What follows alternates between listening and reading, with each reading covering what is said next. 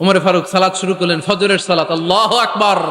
In the mean time Abu Lulu এই খঞ্জর নিয়ে উমরে ফারুকের বুকের মধ্যে 3টা স্টেবিং করলেন। একটা মারলেন নাভির নিচে, মারার সাথে সাথে পাকস্থলী কেটে গেল। আরেকটা মারলেন পাজরে, পাজর ছিঁড়ে গেল। 3টা মারার পরে উমরে ফারুক বললেন, কাতালানি আল কালব, এক কুকুর আমাকে মেরে ফেলেছে। পেছন থেকে এক সাহাবীকে টান মেরে সামনের দিকে নিয়ে গেলেন, তুমি নামাজের ইমামতি করাও। আর ওমরে ফারুককে বাকিরা ধরাধরি করে পেছনে নিতে আরম্ভ করলেন। আর এই আত্মাই আক্রমণ যে করেছে, সে কাতারের মাঝখান দিয়ে যেতে আরম্ভ করলো আর 2 দিকে ছুরি মারতে আরম্ভ করলো। 13 জন সাহাবীর গায়ে ছুরি মেরেছে, 7 জন সাহাবা স্পট ডেথ, জায়গায় মৃত্যু।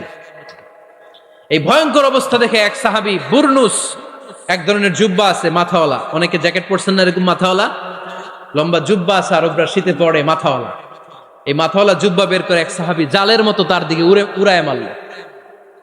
ওই বুরনুসের মধ্যে পেঁচিয়ে আবু লুলু মাটিতে পড়ে গেল আর সুইসাইড করে ফেলল, নিজের বুকে নিজে মেরে আত্মহত্যা। যেই সাহাবীকে ইমামতির জন্য দাঁড় করালেন, উনি ছোট্ট সূরা দিয়ে প্রথম রাকাতে সূরা আল কাউসার, দ্বিতীয় রাকাতে সূরাতুল ইখলাস দিয়ে নামাজ শেষ। উমরে ফারুক বেহুশ। উমরে ফারুক কি বেহুশ। সবাই কান্নাকাটি করতেছে, সবাই দেখতে গেলেন, এখন হুঁশ ফিরে না। মুখের মধ্যে, মুখ খুলে রাষ্ট্রের চিকিৎসক মুখের মধ্যে দুধ দিলেন, ওই নাভি দিয়ে দুধ বের হয়ে যায়, পাকস্থলী কেটে ওখান দিয়ে দুধ বের হয়ে যাচ্ছে। তারা বললো ওনারে বাঁচানো সম্ভব না, দেখেন হুঁশ ফিরে কিনা। হুঁশ ফিরলে ওনার পরে কে আমির হবে, উনি যেন প্যানেল ঠিক করে দিয়ে যায়। সবাই তাকিয়েছে ওমরে ফারুকের চোখের দিকে। আল্লাহর মেহেরবানিতে ঘন্টা খানিক পরে উনি চোখ খুললেন। চোখ খোলার পরেই বলেন নাই, ও মা আমি মরে যাই। চোখ খোলার পরে উনি বলেন নাই, কে মারলো আমারে। চোখ খোলার পরে উনি বলেন নাই, আমার পরে নেতা কে হবে। চোখ খোলার পরে সর্বপ্রথম কথাটি ছিল, আসল্লান নাস, আমার নেতৃত্বে যে ফজরের নামাজটা শুরু হয়েছিল এটাকে ঠিক মতো তোরা পড়েছিলি? আমার নেতৃত্বে যে ফজরের জামাত শুরু হয়েছিল সেটা ঠিকঠাক মতো সমাপ্ত হয়েছিল কিনা আগে বল। আসল্লান নাস, নামাজটা হয়েছে কিনা বল। সুবহানাল্লাহ বলতে পারলেন না? This is Umar, hour super hero. নেতা অনেকগুলো লাগে না, এরকম নেতা একটাই যথেষ্ট যে গোটা বিশ্বকে কাঁপায় দিতে পারে। চিল্লায় বলো ঠিক কিনা। বিশ্বনবী মক্কায় বসে বসে তাহাজ্জুদের সালাত পড়ে আল্লাহর কাছে দোয়া করলেন, আল্লাহুম্মা আইজ্জাল ইসলাম বিআহাব্বির রাজুলাইনি ইলাইক। ও আল্লাহ, 2 জন লোকের নাম বলবো, 2 জনের দরকার নেই, এই 2 জনের একজনকে আপনি ইসলামের সুশীতল ছায়া তলে এনে ইসলামকে বিজয় দান করে দেন। মুহূর্তের মধ্যে দোয়াটা কবুল করে নিয়েছে কে? বিশ্বনবী বললেন, আল্লাহ 2 জনের নাম বলবো আজকের দোয়ায়। আবি জাহাল ইবনে হিশাম, হয়তো হিশামের বেটা আবু জাহেলকে আপনি ইসলামের ভিতরে নিয়ে আসেন, কিংবা ওমর ইবনুল খাত্তাব, খাত্তাবের বেটা ওমরকে আপনি ইসলামের ছায়া তলে নিয়ে আসেন। ওমরে ফারুকের জন্য দোয়াটা কবুল করে নিয়েছে কে? মক্কার যে অবস্থা, আল্লাহর হাবিব সাল্লাল্লাহু আলাইহি ওয়াসাল্লাম বুঝলেন মক্কার এই 2 জনের একজন যদি আমার সাথে না থাকে তাহলে মক্কায় দাওয়াতি কাজ চালিয়ে যাওয়া যাবে। আল্লাহরে বললেন, আল্লাহ বেশি চাই না, এই 2 জনের একজন, হয় আবু জাহেল নয় ওমর, হয় আবু জাহেল নয় ওমর। বিশ্বনবী যখন দোয়া করলেন, এই দোয়ার একটা ইমানি ধাক্কা, নুরানি ধাক্কা সাইয়েদনা ওমরে ফারুকের হৃদয়কে স্পর্শ করে ফেলল। দোয়া ইজ লাইক এ মিসাইল। এই যে আমরা দোয়া করি, এটা মিসাইলের মতো। যুদ্ধে মিসাইল হামলা করে না? মিসাইল হামলা করার পরে এই মিসাইল লক্ষ্য বস্তুতে যে ভেদ করে, ঠিক কিনা? তেমনি দোয়ার মতো যদি আপনি দোয়া করতে পারেন, আপনি যেই জন্য দোয়া করেছেন ঠিক ওই জায়গায় যে আপনার দোয়া স্পর্শ করে। সুবহানাল্লাহ পড়বেন না? বিশ্বনবীর দোয়ার মাধ্যমে প্রথমে সাইয়েদনা ওমর ফারুকের হৃদয়ে এক ধাক্কা লাগলো। 2 নম্বরে রব্বুল আলামিন সূরাতুল হাক্কা দিয়ে ওমর ফারুকের হৃদয়ের মধ্যে দিলেন এক ধাক্কা। পড়েন আল্লাহু আকবার। কোরআনের ভেতরে সূরাতুল হাক্কা নামে একটা সূরা আছে না নাই? আল হাক্কাতু মাল হাক্কা ওয়া মা আদরাকা মাল হাক্কা। পড়েন আল্লাহু আকবার। বিশ্বনবী যখন দোয়া করলেন, ওই দোয়া যখন সৈয়দনা ওমরে ফারুকের হৃদয়ে স্পর্শ করলো, সৈয়দনা ওমরে ফারুক সব সময় বিশ্বনবীরে ফলো করতে আরম্ভ করলেন। বিশ্বনবী ডানে গেলে লুকিয়ে লুকিয়ে ওমর ফারুক ডানে যায়, বিশ্বনবী বায়ে গেলে লুকিয়ে লুকিয়ে ওমরে ফারুক বায়ে যায়। বিশ্বনবী একবার মসজিদুল হারামে যে নামাজ পড়তে শুরু করলেন, ওমরে ফারুক তখন বিশ্বনবীর পিছু পিছু ছদ্মবেশে পেছন থেকে যে বিশ্বনবী কিভাবে নামাজ পড়ে দেখতে শুরু করলেন। বিশ্বনবী ইন দা মিন টাইম এশার নামাজে আল হাক্কাতুম আল হাক্কা তেলাওয়াত শুরু করে দিলেন। আল হাক্কাতুম আল হাক্কা তেলাওয়াত শুরু করে দিলেন। তেলাওয়াত করতে করতে বিশ্বনবী যখন তেলাওয়াত করতেছে, ওমরে ফারুক এরকম দুলতেছে আর মজা পাচ্ছে। ওমিয়া বিশ্বনবীর কণ্ঠ বুঝি আমার মতো কণ্ঠ, আপনার মতো কণ্ঠ, আহমদ বিন ইউসুফের কণ্ঠ, আব্দুল বাসিতের কণ্ঠ না। বিশ্বনবীর গলায় যে কি সুরের ঝংকার আল্লাহ দিয়েছেন, কি সুরের লহরি আল্লাহ দিয়েছেন, একবার যে শুনতো পাগল হয়ে যেত। আল্লাহু আকবার। বিশ্বনবী সূরা হাক্কা মন্ত্রমুগ্ধ তেলাওয়াতে, মন্ত্রমুগ্ধ সুর দিয়ে, মন্ত্রমুগ্ধ কণ্ঠ দিয়ে তেলাওয়াত করতে লাগলেন। এশার সালাতে ওমরে ফারুক দুলতে লাগলেন। ওমরে ফারুক যত শুনেন অবাক হয়ে যায়, যত শুনেন অবাক হয়ে যায়, যতই শুনে অবাক। কিরে? কারণ তিনি আরবি ভাষা বুঝতেন। এত সুন্দর শব্দের গাঁথুনি, এত প্রাঞ্জল বর্ণনা, এত সুন্দর অন্তমিল, এটা কবিতা না হয়ে পারে না। উনি মনে মনে ভাবলেন এটা মনে হয় কবিতা। It might be poem, it could be poem. Muhammad মনে হয় কবি হয়ে গেছে, তার কাব্য প্রতিভা দিয়ে সে এটা বানিয়েছে। তা না হলে এত সুন্দর কথা, এটা কবিতা না হয়ে পারে। ইন দ্য মিন টাইম বিশ্বনবী কিন্তু দেখতেছে না যে পেছনে ওমর। বিশ্বনবী তেলাওয়াত করছিলেন, ইন দ্য মিন টাইম বিশ্বনবী পড়ছিলেন ওমা হুয়া বিকাউলি শাইরিন কলিলাম মা তুমিনুন। এই আয়াতের অর্থ হলো এটা কোনো কবির কথা নয়, খুব অল্প সংখ্যক লোকই তোমরা ঈমান আনো। সুবহানাল্লাহ পড়েন। এটাকে বলে কোইন্সিডেন্ট। কোইন্সিডেন্ট হুট করে অনেক সময় মিলে যায়, যায় কি যায় না।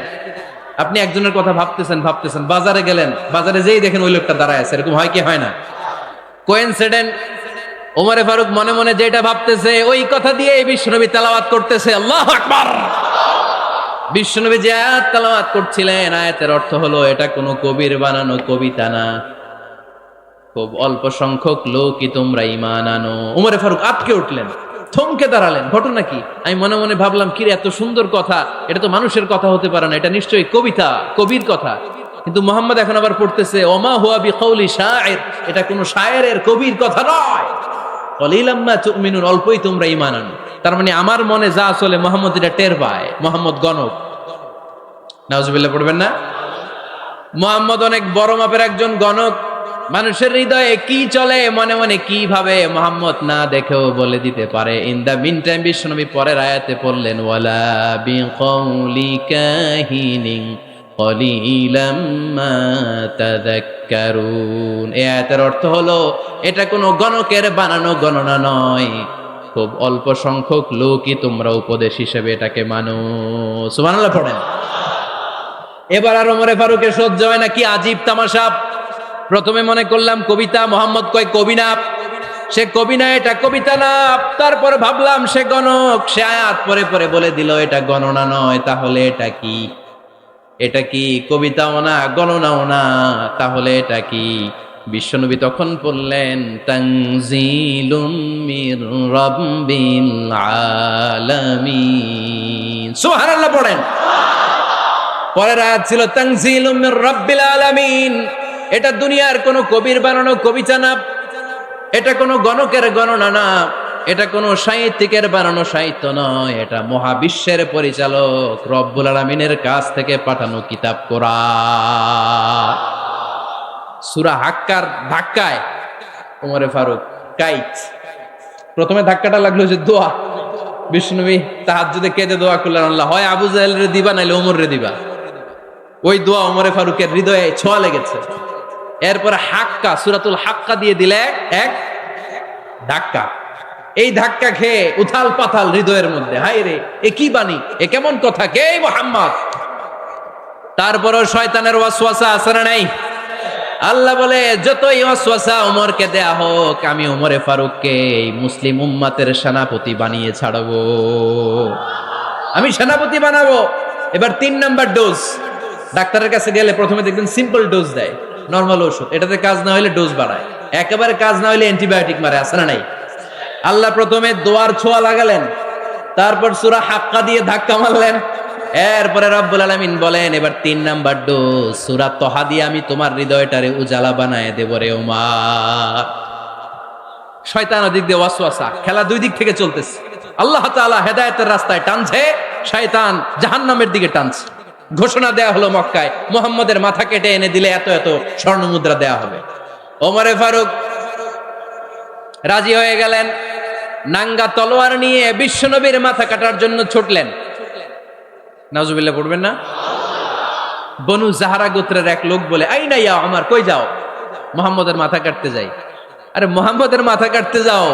তোমার বোন ফাতিমা বিনতে খাত্তাব আর তোমার বোন জামাই সাঈদ কদ সাবা, এরা তো ধর্ম ত্যাগ করে ফেলছে, এটা তো আমাদের ধর্ম ত্যাগ করে মুহাম্মদের ফলোয়ার হয়ে গেছে। আগে ওমর ঘর সামলাও, পরে মুহাম্মদের মাথা কাটতে যেও। ওমরে ফারুক অবাক হয়ে গেলেন, তলোয়ার নিয়ে বিশ্বনবীর দিকে না যে নিজের বাড়ির দিকে চলে গেলেন। বিশ্বনবীর আপন বোন ফাতিমা বিনতে খাত্তাব, বোন জামাই সাঈদ আর খাব্বাব রাদিয়াল্লাহু তাআলা আনহু তিনজন মিলে সূরা তহা তেলাওয়াত করছিলেন। পড়েন সুবহানাল্লাহ। মক্কায় লুকিয়ে লুকিয়ে দাওয়াত হতো। খাব্বাব রাদিয়াল্লাহু তাআলা আনহু একটা চামড়ার ফলকের মধ্যে সূরা তহার কয়েকটা আয়াত এনে ওমরে ফারুকের বোন আর বোন জামাইকে শিক্ষা দিচ্ছে, ট্রেনিং দিচ্ছে। সুবহানাল্লাহ পড়েন। লুকিয়ে লুকিয়ে ওমরে ফারুক যখন ঘরে চলে আসলেন, এরা তটস্থ হয়ে গেল। সাইয়েদনা খাব্বাব বিছানার তলায় লুকিয়ে গেলেন। ওমরে ফারুক বললেন, দরজা খোলো। ফাতেমা বিনতে খাত্তাব দরজা খোলার পরে নির্মম ভাবে সাইয়েদনা ওমর রাদিয়াল্লাহু তাআলা আনহু বোনের গায়ে আঘাত শুরু করে দিল। বোন জামাইকে আহত করতে শুরু করলো আর বলতে শুরু করলো, তোরা পাগল হলি কেন? কি আছে ওই মুহাম্মাদের মধ্যে? কি জাদু নিয়ে সে এসেছে? সে যাই বলে লোকজন পাগল হয়ে যায়, সবাই তার উপর কালিমা পড়ে ঈমান এনে ফেলে। কি এমন জিনিস তোদের কাছে আছে যেটা দেখে মুহাম্মদকে তোরা ভালোবাসলি? কি আছে? কি পড়তেছিলি আমারে দেখা। ফাতেমা বলে, ইন্নাকা রিজসুন লা ইয়ামাসসুহু ইল্লাল মুতাহহারুন। ও আমার ভাই ওমর, তুমি নাপাক। তুমি কি? লা ইয়ামাসসুহু ইল্লাল মুতাহহারুন, পবিত্রতা অর্জন না করে এই কোরআন ধরা যায় না। সুবহানাল্লাহ পড়েন। উমরে ফারুক গোসল করে আসলেন, কারণ ধাক্কা তো আগে কয়েকটা খাইছে। কথা বুঝেন নাই বোধহয়? প্রথমে দোয়ার ধাক্কা, পরে কোন সূরা দিয়ে ধাক্কা? হাক্কা দিয়ে ধাক্কা। 3 নম্বরে এখন আরেকটা ধাক্কা খাবে। গোসল করে আসলেন। ফাতেমা বিনতে খাত্তাব বললেন, গোসল যখন করে এসেছেন, এই নেন। উমরে ফারুক এবার চামড়ার কাপড়ের মধ্যে সূরা তহার প্রথম আয়াতের দিকে নজর করলেন। নজর করেই কোরআনের প্রেমে পড়ে গেলেন। পড়েন সুবহানাল্লাহ। উমরে ফারুক পড়তে আরম্ভ করলেন, তহা মা আনজালনা আলাইকাল কুরআনা লিতাশকা ইল্লা তাযকিরাতাল লিমান ইয়াখশা তানজিলাম মিম্মান খালাকাল আরদা ওয়াস সামাওয়াতিল উলা। সুবহানাল্লাহ পড়েন। উনি পড়তে আরম্ভ করলেন, তহা মা আনজালনা আলাইকাল কুরআনা লিতাশকা, এই কোরআনকে আমি তোমাদের হতভাগ্য জাতি হিসেবে দুনিয়ায় থাকার জন্য পাঠাই নাই। এটা রব্বুল আলামিনের পক্ষ থেকে এসেছে। যারা রবকে ভয় করে তাদের জন্য আছে উপদেশ। যিনি আকাশ বানিয়েছেন, জমিন বানিয়েছেন, ওই আল্লাহ তাআলা নিজেই এই কোরআন পাঠিয়েছেন। আওয়াজ করে পড়তে হবে, আল্লাহু আকবার। উনি খুব ভালো আরবি জানতেন। সূরা তহা পড়ার পরে আর ধৈর্য ধারণ করতে পারে না। ওমরে ফারুক ছোট্ট বাচ্চার মতো কান্না শুরু করে দিলেন। আল্লাহু আকবার। সূরা তহাটা হাতে নিয়ে, তলোয়ারটা হাতে নিয়ে বিশ্বনবীর দিকে ছুটতে আরম্ভ করলেন। আইনা মুহাম্মদ, কোথায় মুহাম্মদ? তোমরা আমাকে মুহাম্মাদের কাছে নিয়ে চলো। বিশ্বনবী তখন সাফা পাহাড়ের পাদদেশে দারুল আরকাম ইবনে আলকামের ঘরে লুকিয়ে লুকিয়ে কোরআনের দাওয়াত দিতেন। ওমরে ফারুককে পাগলের মতো ছুটে আসতে দেখে বিশ্বনবীর চাচা হামজা ইবনে আব্দুল মুত্তালিব বলল, নবী আপনি পালান। ওই যে খাত্তাবের বেটা ওমর আপনাকে অপমান করার জন্য, আক্রমণ করার জন্য তেরে এসেছে। সাহাবীরা বললেন, নবী আপনি পালিয়ে যান, আমরা সামাল দেব। বিশ্বনবী বললেন, না আমি পালাবো না, বরং তোমরা সরে যাও। ওমর ইবনুল খাত্তাবকে আমার দরবার পর্যন্ত আসতে দাও। আমার তো মনে হচ্ছে ওই যে তাহাজ্জুদের নামাজ শেষে চোখের পানি ছেড়ে যে আমি আল্লাহর কাছে দোয়া করেছি, আজকে আমার ওই দোয়াটা কবুল হতে শুরু করেছে। আমার তো মনে হচ্ছে আমার ওই দোয়া কবুল হবে, আসতে দাও। ওমরে ফারুক এসে বললেন, আশহাদু আল্লা ইলাহা ইল্লাল্লাহ ওয়া আশহাদু আন্না মুহাম্মাদান আবদুহু ওয়া রাসূলুহু। আমি সাক্ষ্য দিলাম আল্লাহ ছাড়া কোনো ইলাহা নাই, নিশ্চয় আপনি আল্লাহর প্রেরিত বান্দা এবং রাসূল। পড়েন সুবহানাল্লাহ। ওমরে ফারুক যখন কালিমা শাহাদা পড়ে মুসলমান হয়ে বিশ্বনবীর হাতে হাত রাখলেন, মুসলিম সাহাবীদের মধ্যে খুশি আর আনন্দের বন্যা বয়ে গেল। মুসলিম হাতে গোনা সাহাবারা আল্লাহর প্রশংসা করলেন। বিশ্বনবী সাইয়েদনা ওমরে ফারুককে জড়িয়ে ধরলেন। ওমরে ফারুক আবার বিশ্বনবীরে বললেন, নবী গো, আলাসনা আলাল হক, আমরা কি সত্যের উপরে আছি নাকি আমরা ভুলের উপরে আছি? বিশ্বনবী বললেন, বালা নাহনু আলাল হক, আমরাই সত্যের উপরে আছি। সুবহানাল্লাহ পড়েন। আলাসনা আলাল হক, নবী আমরা কি সত্যের উপরে নাই? হ্যাঁ অবশ্যই ওমর, তুমি সত্যের উপরে আছো। ওমরে ফারুক বললেন, তাহলে ফাফিমাল ইখতিফা, তাহলে লুকায় লুকায় আর দাওয়াত দেব কেন? আমি তো কালিমা পড়ে ফেলছি, আসেন আমার সাথে বের হই। ফাফিমাল ইখতিফা, আর লুকায় লুকায় কেন? আসেন আমরা বাইরে বের হই। বিশ্বনবী বললেন, ওমর এটা মাক্কি জীবন, এখানে আমরা একটু গোপনে গোপনে দাওয়াত দিতে চাই। ওমরে ফারুক বলে, না, আমার দায়িত্ব, আমি একটা মিছিল দিতে চাই নবী। আল্লাহর নামের তাকবীর দিতে দিতে দারুল আরকাম থেকে শুরু করে মসজিদুল হারাম পর্যন্ত একটা মিছিল দিয়ে আমি মক্কা কাঁপায়া দেব। অনুমতি দেন। বিশ্বনবী দিতে চায় না। ওমর ফারুক অনেক বোঝানোর পরে স্বল্প পরিসরের একটা অনুমোদন পাওয়া গেল বিশ্বনবী সাল্লাল্লাহু আলাইহি ওয়াসাল্লামের কাছ থেকে। কিন্তু মিছিল যে দিবে, মিছিলের জন্য লোকের দরকার আছে না নাই? এখানে লোক নাই, আমি একাই মিছিল দিতেছি। এটা জমবে, মিছিল জমবে।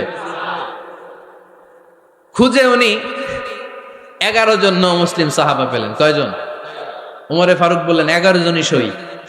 এই 11 জন নিয়েই আমি আল্লাহর নামের তাকবীর দিব। 2 লাইন করলেন। কয় লাইন? 2 লাইন। পেছনে 6 জন, আর এই লাইনের নেতা বানালেন বিশ্বনবীর চাচা হামজাকে রাদিয়াল্লাহু তাআলা আনহু। আর সামনে 5 জন, তার আগে দাঁড়ালেন উনি নিজেই। তাহলে 6 6 12।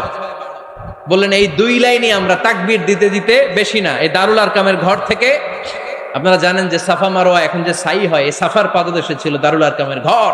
উনি বললেন, এখান থেকে ওই যে কাবার গিলাফ দেখা যায়, কাবার গিলাফ পর্যন্ত আমরা এই তাকবীর নিয়ে ওখানে যাব। সুবহানাল্লাহ পড়বেন না? ওখানে উনি দাঁড়িয়ে ছোট্ট একটা ভাষণ দিয়েছিলেন। উনি বলেছিলেন, মান আরাদা আন তাসকুলা উম্মু ওয়া ইয়াতামা ওয়ালাদু ওয়া তারমিলা যাওজাতুহু ফালিয়াসুদ্দানি। খেয়াল করে শুনেন, কান দুইটা খরগোশের কানের মতো খাড়া করেন। উনি এক বাক্যের একটা ভাষণ দিলেন। ভাষণ দিতে জানলে বড় ভাষণ দেয়া লাগে না। এক বাক্যের ভাষণ দিয়ে গোটা বিশ্বকে ঝাঁকুনি মারা যায়। চিল্লায় বলো ঠিক কিনা? ওমরে ফারুক এক বাক্যের একটা ছোট্ট ভাষণ দিলেন। মান আরাদা আন তাসকুলা উম্মু, কে আছো মায়ের এই মক্কায়, কে আছো মায়ের বুক খালি করতে চাও? ইয়াতামা ওয়ালাদু, কে আছো বাচ্চাগুলারে, নিজের সন্তানগুলোরে ইয়াতিম বানাতে চাও? কে আছো তারমিলা যাওজাতুহু, নিজের স্ত্রীকে বিধবা বানাতে চাও? ফালিয়া সুদ্দানি, বুকের পাটা থাকলে আমি ওমর রে থামাও।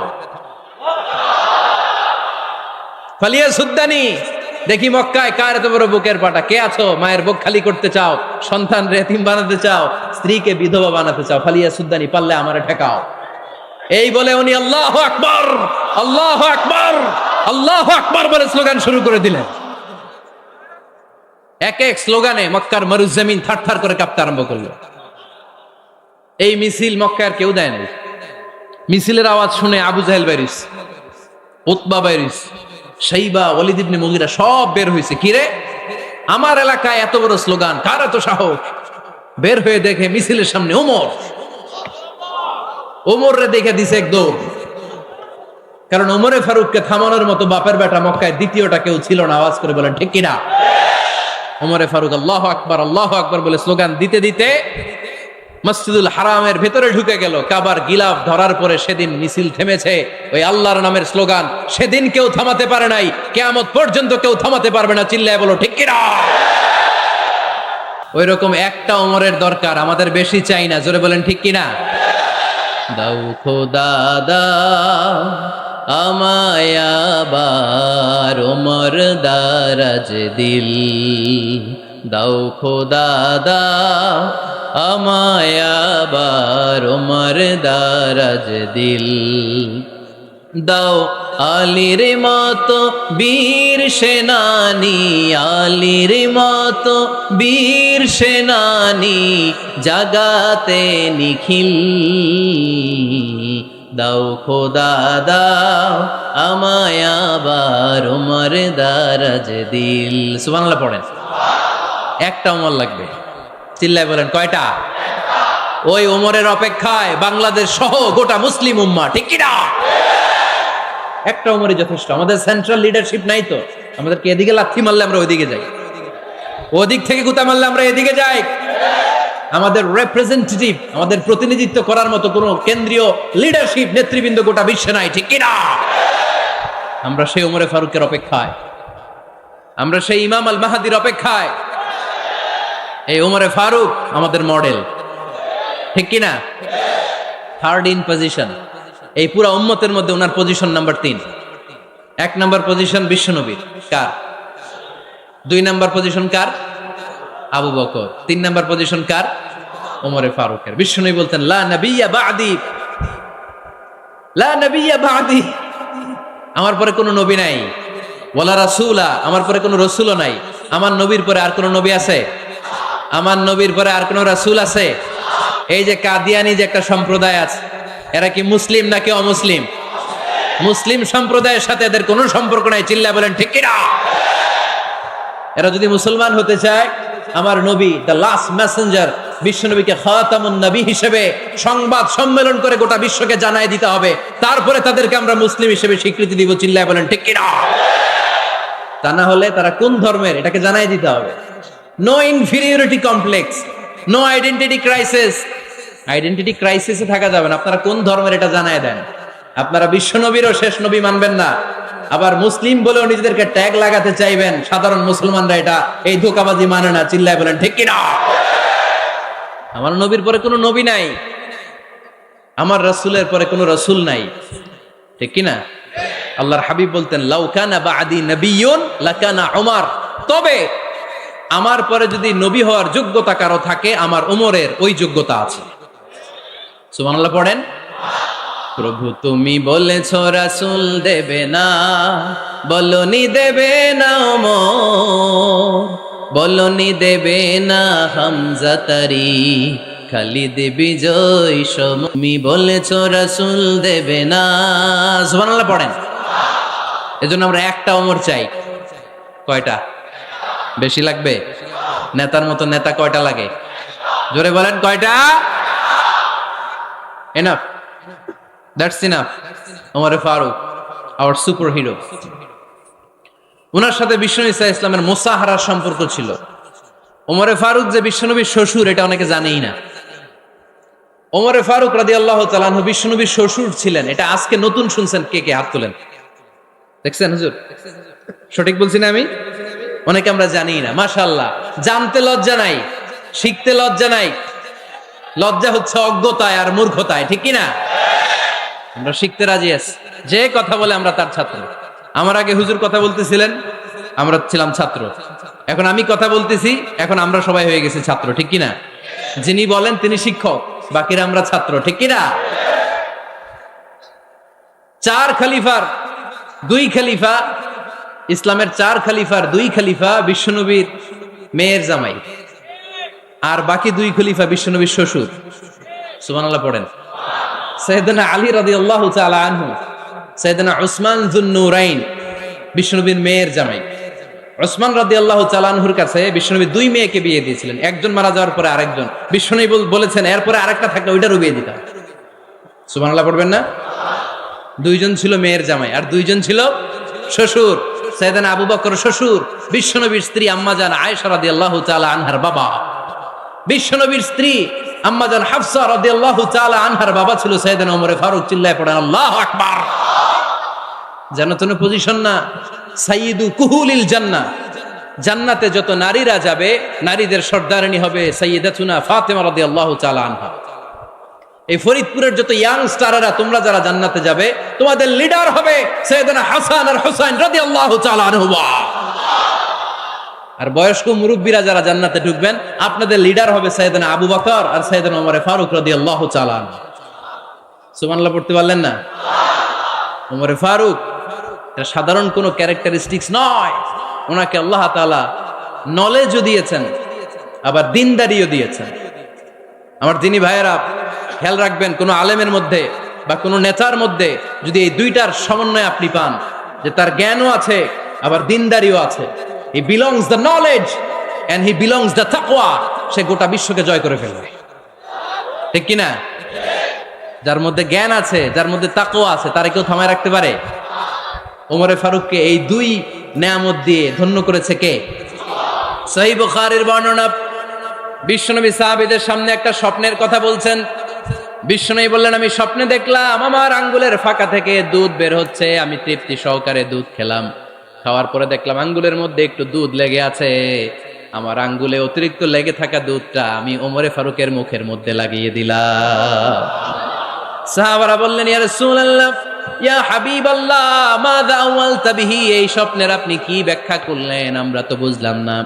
বিশ্বনবী বললেন, আওয়ালতু বিহি আল ইলম, আমি এই দুধ দিয়ে জ্ঞানের ব্যাখ্যা করেছি, কারণ ওমরকে আল্লাহ যেই জ্ঞান দিয়েছে গোটা বিশ্বের কাউকে এত জ্ঞান দেয় না। এজন্য স্বপ্নে যদি কেউ দেখেন যে আপনি দুধ খাচ্ছেন, তার মানে আল্লাহ তাআলা আপনার জ্ঞান বাড়ায় দিবে। ওমরে ফারুককে দুধ খেয়ে অতিরিক্ত দুধের অংশটা বিশ্বনবী আবু বকর রাদিয়াল্লাহু তাআলা আনহুর মুখে দেন নাই, সাইয়েদনা উসমানের মুখে দেন নাই, আলী রাদিয়াল্লাহু তাআলা আনহুর মুখে দেন নাই।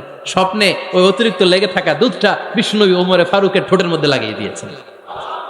এই হাদিস থেকে প্রমাণ হয় আল্লাহ তাআলা জ্ঞানের নেয়ামতে সাইয়েদনা ওমরে ফারুককে ধন্য করেছেন। আবার বুখারীর বর্ণনা, বিশ্বনবী সাল্লাল্লাহু আলাইহি ওয়াসাল্লাম আরেকটা স্বপ্নের বর্ণনা দিচ্ছেন। তিনি বললেন, তোমাদের সবাইকে স্বপ্নে আমার সামনে দাঁড় করানো হলো। আমি দেখলাম তোমাদের কারো জুব্বা নাভি পর্যন্ত, কারো জুব্বা হাঁটু পর্যন্ত, কারো জুব্বা টাকনু পর্যন্ত। ওমরে ফারুককে যখন স্বপ্নে আমার সামনে দাঁড় করিয়ে দেয়া হলো, আমি দেখলাম ওমরের জুব্বা এত লম্বা, ওমর টেনে হিচড়ে তার জুব্বা নিয়ে সামনে হেঁটে যাচ্ছে। সাহাবারা বললেন, ফামাযা আওয়ালতা বিহি ইয়া রাসূলুল্লাহ, ও আল্লাহর রাসূল, এই স্বপ্ন দিয়ে আপনি কি বুঝাতে চাইলেন, আমরা কিছু বুঝলাম না। বিশ্বনবী বললেন, আউয়ালতু বিহি আদ-দীন, আমি এই হাদিসের দ্বারা দ্বীনের ব্যাখ্যা করলাম, যার জামা যত লম্বা তার দ্বীনদারি তত বেশি। সুবহানাল্লাহ, আসতে পড়েন।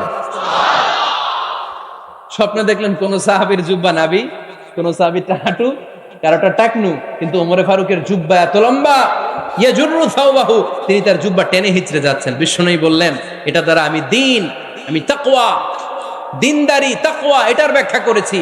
তার মানে ওমরে ফারুকের তাকওয়ার সামনে সব তাকওয়া পানি হয়ে যাবে। কোন সুবহানাল্লাহ। আল্লাহ তাআলা সাইয়েদনা ওমরে ফারুককে দ্বীনের জ্ঞান দিয়েছেন, তাকওয়া দিয়েছেন। যুবক ভাইয়েরা, যাকে আল্লাহ তাআলা দ্বীনের জ্ঞান দেয়, যাকে আল্লাহ তাআলা তাকওয়ার এই গুণ দিয়ে সমৃদ্ধ করে, তার জন্য গোটা বিশ্বের সব দরজাগুলোকে ওপেন করে দেয় কে? কত বড় মুত্তাকি ছিলেন সাইয়েদনা ওমরে ফারুক। মদিনার সমাজে কয়জন মুনাফিক ছিল বিশ্বনবী ছাড়া কেউ বলতে পারতেন না।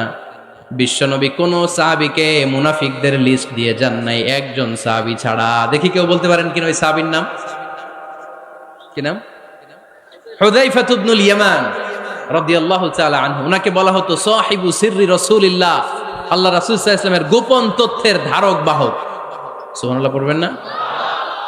বিশ্বনবী ইন্তেকালের আগে মদিনার সমাজে মোট কয়জন মুনাফিক আছে, এই তথ্য আবু বকরকে বলেন নাই, ওমর রাদিয়াল্লাহু তাআলা আনহুকে বলেন নাই, উসমান রাদিয়াল্লাহু তাআলা আনহু, আলী রাদিয়াল্লাহু তাআলা আনহু, আশারাতুল মুবাশশিরিনা বিল জান্নাহ কোন সাহাবীকে বলেন নাই। শুধুমাত্র কেবলমাত্র একমাত্র হুযায়ফা ইবনুল ইয়ামান রাদিয়াল্লাহু তাআলা আনহুর কাছে মুনাফিকদের লিস্টে বিশ্বনবী দিয়ে গিয়েছেন। সুবহানাল্লাহ পড়েন।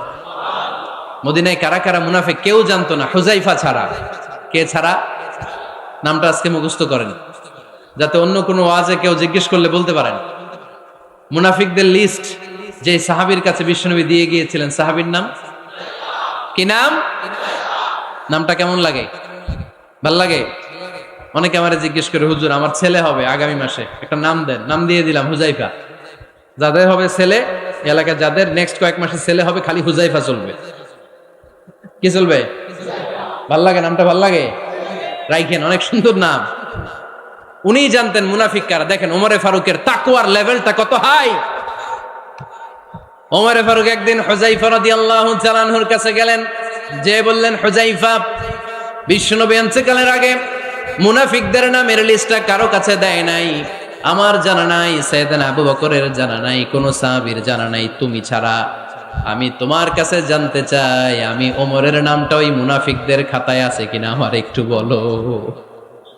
আমার ওমরের নামটা ওই মুনাফিকদের লিস্টিতে একটু আছে কিনা, নামটা একটু বলো। যদি থাকে আমি ভালো হয়ে যাব, আমি নেফাকি দূর করে পাক্কা মুমিন হতে চাই। আমার নাম যদি মুনাফিকের লিস্টে থাকে আমি তো শেষ। হুযায়ফা চোখের পানি ছেড়ে দিয়ে বলে, আমিরুল মুমিনিন, কেমন প্রশ্ন করলেন আপনি? আপনি বিশ্বনবীর শ্বশুর, এই উম্মতে আপনার পজিশন 3 নাম্বার। আপনারে মুনাফিকরা ভয় পায়, শয়তান আপনারে ভয় পায়। আপনি জান্নাতে সব বয়স্ক লোকদেরকে নিয়ে জান্নাতের মধ্যে আগে আগে ঢুকবেন, কেমন করে মুনাফিকদের কাতারে আপনার নাম থাকতে পারে ওমর? সুবহানাল্লাহ পড়ে। কি বিনয়ী, কি তাকওয়া। হুযায়ফাকে যে ধরতেন, হুযায়ফা একটু বলো না আমার নামটা মুনাফিকদের লিস্টিতে আছে কিনা। ওমরে ফারুকের যদি এই টেনশন থাকে যে আমি মুনাফিক হয়ে গেলাম কিনা, আমাদের এই টেনশন থাকার দরকার আছে না নাই? হ্যাঁ, যেন সব সময় আল্লাহর কাছে দোয়া করতে হবে, আল্লাহ তুমি নেফাকি থেকে আমাদেরকে বাঁচাও। আরো জোরে পড়েন আমিন। আপনারা ওঠা বসা শুরু করলেন কেন? অনেক রাত হয়ে গেছে তাই? জি, হ্যাঁ, শেষ করে দেই তাহলে না? যে অনেকের কষ্ট হচ্ছে মনে হচ্ছে। হ্যাঁ, এক নম্বরে যাচ্ছে এইটা, এইটা সব মুখস্থ দেখি। হ্যাঁ, 1 নাম্বার, 2 নাম্বার, 3 নাম্বার। 1 নাম্বার হইল পেশাবখানা, 2 নাম্বার পায়খানা, 3 নাম্বার নাকি এইটা।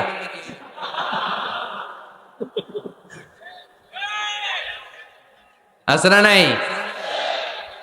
না। সিগারেট কোন মুসলমান খেতে পারে? সিগারেট হয় টোবাকো প্ল্যান্টস থেকে, তামাক পাতা। ফরিদপুরে চাষ হয় নাকি? হয়। কোন থানায় হয় বেশি? হ্যাঁ, তামাক ক্ষেত যারা দেখছেন, কোন বেড়া লাগানো লাগে? কেন? ছাগলেও মুখ দেয় না। তো যেটা ছাগলে খায় না, এটা কোনো মুমিন বান্দা খাইতে পারে? তো খান কেন এগুলো, পচা জিনিস? হ্যাঁ, এই পৃথিবীতে বিড়ি আর সিগারেটই একমাত্র খানা যেটা টয়লেটে ঢুকে খাওয়া যায়, তাই না? পৃথিবীতে সিগারেট আর বিড়ি একমাত্র খাবার। রাগ করবেন না যারা খান, রাগ করেন না। আবার একটু কমন সেন্সটা কাজে লাগানোর জন্য, চিন্তার জন্য বলতেছি। এটাই পৃথিবীর একমাত্র খাবার যেই খাবারের গায়ে এই খাবারের বদনাম লেখা থাকে, স্মোকিং কজেস ক্যান্সার। ধূমপান কর্কট রোগের কারণ, ধূমপান স্বাস্থ্যের পক্ষে ক্ষতিকারক, লেখা থাকে না? আচ্ছা, ধরেন ফরিদপুরের একটা কোম্পানি নতুন চানাচুর বের করছে, ওই চানাচুরের গায়ে লেখা, এই চানাচুর খাওয়ার 1 ঘন্টার মধ্যে বমি শুরু হবে আর ডায়রিয়া হবে। খাবেন? কি কইবেন? তুই খা। দোকানদারে কি কইবেন? তুই খা, তোর বমি হোক, তোর 14 গোষ্ঠীর ডায়রিয়া হোক, আমি টাকা দিয়ে এগুলো কিনবো না, ঠিক কি না? কারণ এই প্রোডাক্টের গায়ে এই প্রোডাক্টের বদনাম লেখা, এটা আমরা কিনবো কেন? কিন্তু সিগারেটের উপরে সিগারেটের বদনাম লেখা থাকার পরও আমরা খাই, টয়লেটে বসে খাই। আহা, এটার মধ্যে একটা পয়জন আছে, এটাকে বলে স্লো পয়জন, নিকোটিন। এটা আপনার লাং, ফুসফুসকে শেষ করে দিবে। Slow poison. সিগারেট খাওয়া অনেকটা আত্মহত্যা শামিল। বিষ খেলে সাথে সাথে মরে, সিগারেট খেলে ধুকে ধুকে মরে। আর সিগারেট থেকে হিরোইন, গাঁজা, ফেন্সিডিল, ইয়াবা, মেরিজুয়ানার পথে মানুষ পথ বাড়ায়, পা বাড়ায়, তাই না? এগুলো খাবেন না। বলে তুলকু আইদিকুম ইলা তাহলুকা, নিজে নিজেকে স্বেচ্ছায় ধ্বংসের দিকে ঠেলে দিও না। জীবনটা অনেক সুন্দর, জীবনটা অনেক রঙিন, আল্লাহর দেয় জীবনটাকে উপভোগ করার দরকার আছে না নাই? এই জন্য সিগারেটকে এই ফরিদপুরের প্রোগ্রাম থেকে আমরা আজকে নো বলে দিলাম। কি বলে দিব?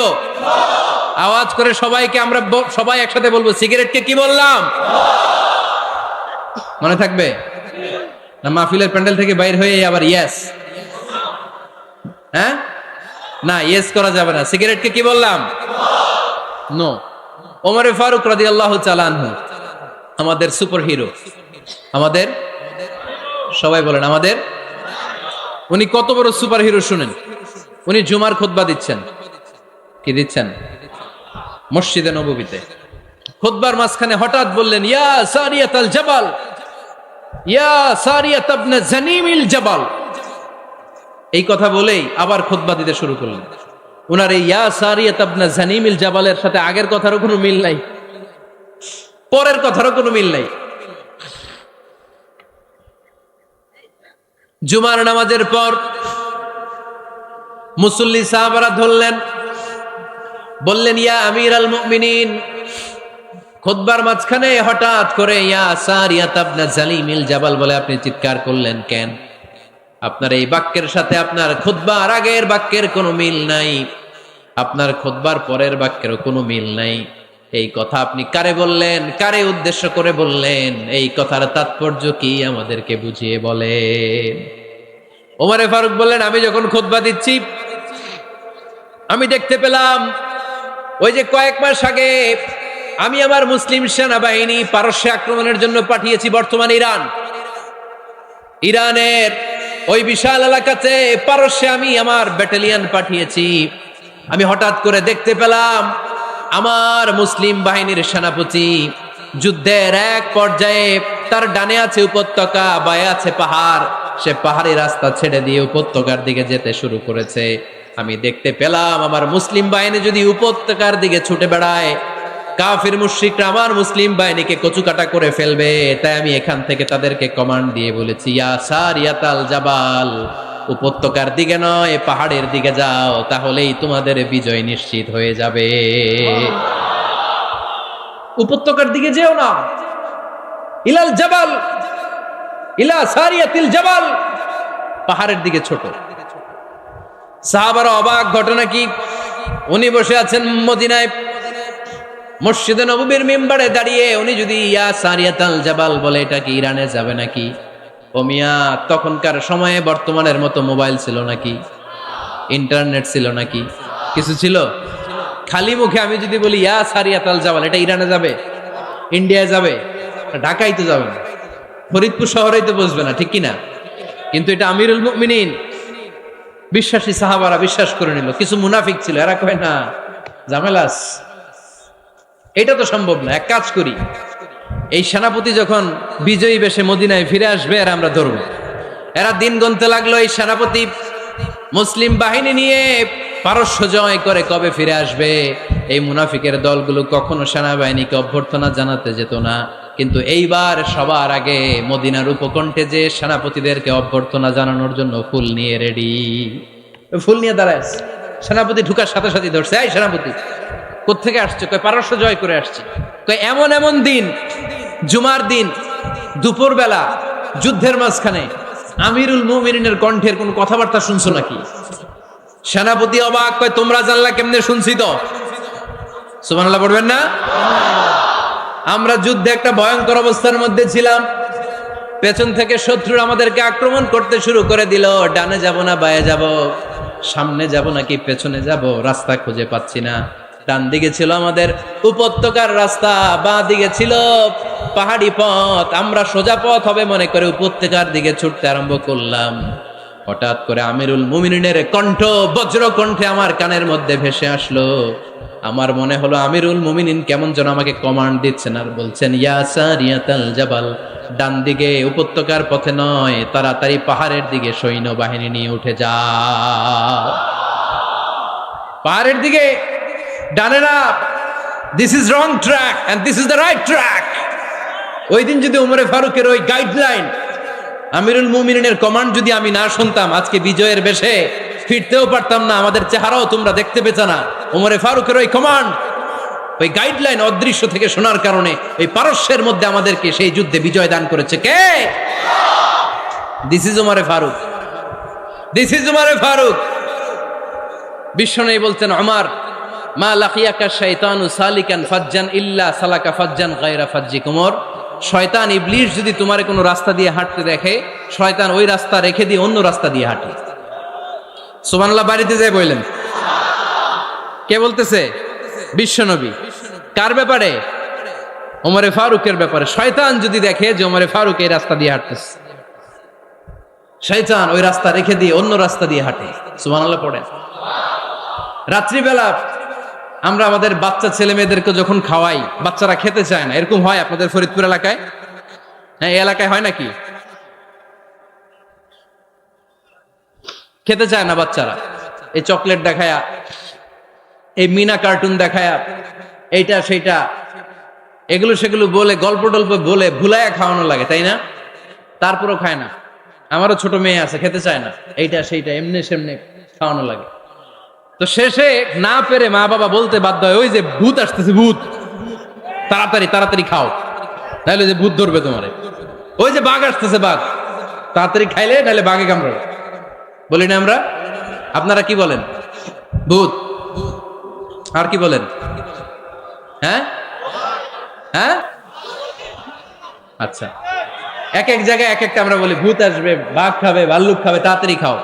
মদিনাতে যখন ওমরে ফারুক আমিরুল মুমিনিন, মদিনার মায়েরাও বাচ্চাদেরকে খাওয়াতে পারতো না, ছোট্ট মেয়েদেরকে খাওয়াতে পারতো না, খাওয়া নিয়ে যন্ত্রণা করতো। বাচ্চারা যখন মদিনায় খেতে চাইতো না রাত্রি বেলায়, মদিনার মায়েরা বলতো তাড়াতাড়ি খাও, হা হুয়া ইয়াতি উমর, হা হুয়া ইয়াতি উমর, তাড়াতাড়ি খা, নাইলে ওই যে উমর আসতেছে, Umar. This is our super hero Sayyidina Umar Farooq রাদিয়াল্লাহু তাআলা আনহু। শুধু শয়তানি ভয় পেত না, মুনাফিকরাও ভয় পাইতো, জমের মতো ভয়। শুধু তাই না, আমাদের আম্মাজান বিষ্ণু ইসা ইসলামের স্ত্রীরাও ওমরে ফারুককে ভয় পেতেন। সুবহানাল্লাহ কইবেন না? মাঝে মাঝে বিষ্ণু ইসা ইসলামের সাথে আম্মাজান আয়েশার ঝগড়া হতো, হতো না? আপনাদের ফ্যামিলিতে ঝগড়া হয়? হয় না? হয় না? কার কার দেখি? ওরে আল্লাহ, অনেক আল্লাহর ওলি আছে তো এই জায়গায়। ঝগড়া হয় না? কি কথা কয়, ঝগড়া হয় না বলে? বিশ্বনবীর ফ্যামিলিতে ঝগড়া হয়, আপনার ফ্যামিলিতে হয় না?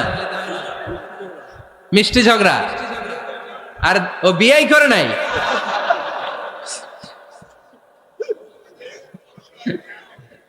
ঝগড়া তো হবেই।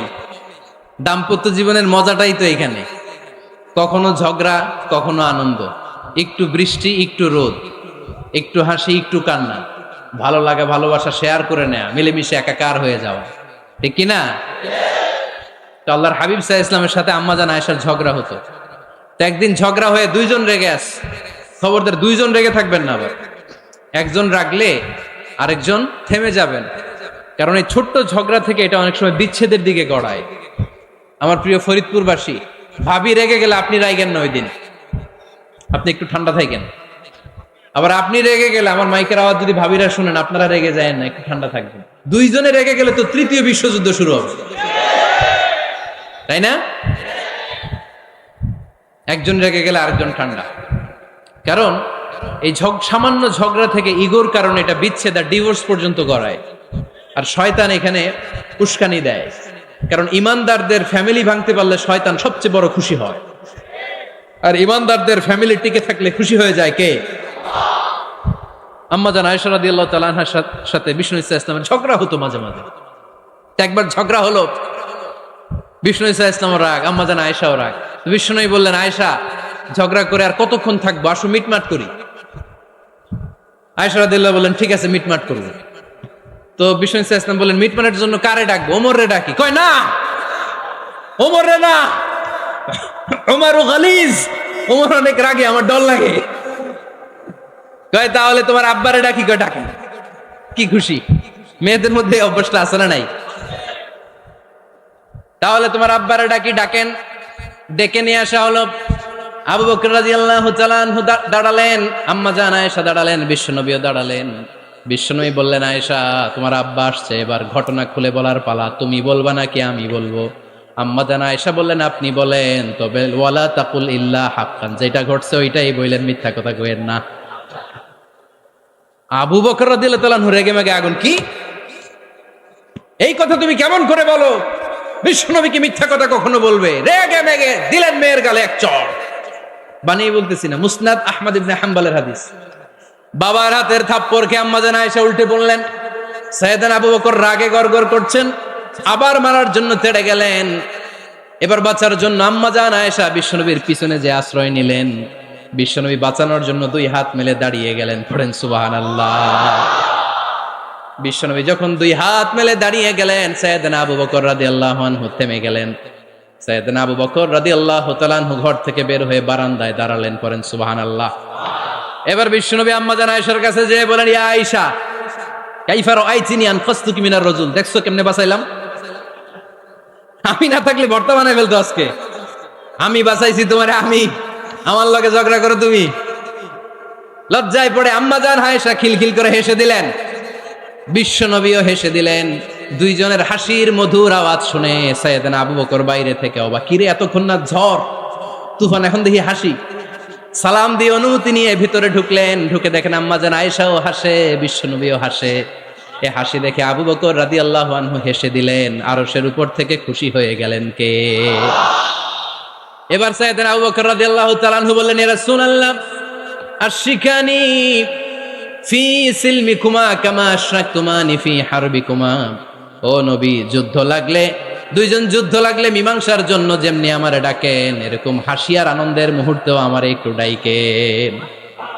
আশরিকানি ফি সিলমিকুমা কামা আশরাকতুমানি ফি হারবিকুমা। নবী, আপনাদের মধ্যে ঝগড়া লাগলে সন্ধি করার জন্য আমারে যেমনি ডাকেন, আপনাদের হাসি খুশি আনন্দ খুনসুটি এই মজাদার মুহূর্তগুলোতে আমারে বঞ্চিত রাখেন না, আমার একটু ডাইকেন। সুবহানাল্লাহ পড়েন। এই মুসনাদে আহমদ ইবনে হাম্বলের হাদিস শোনার উদ্দেশ্য হচ্ছে, বিশ্বনবী প্রথমে ওমরে ফারুকের নাম বলেছিলেন। সাইয়েদনা আয়েশা বলে, না আমি ডরাই। হাইবাত, দিস ইজ কল্ড হাইবাত ওমর।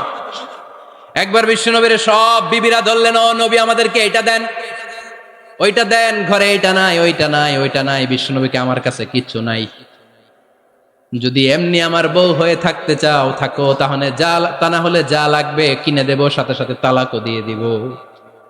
কিছু দিতে পারবো না, আমার নাই তো, সামর্থ্য নাই। কিন্তু বিবিরাও ছাড়া না, এটা দেন ওইটা দেন।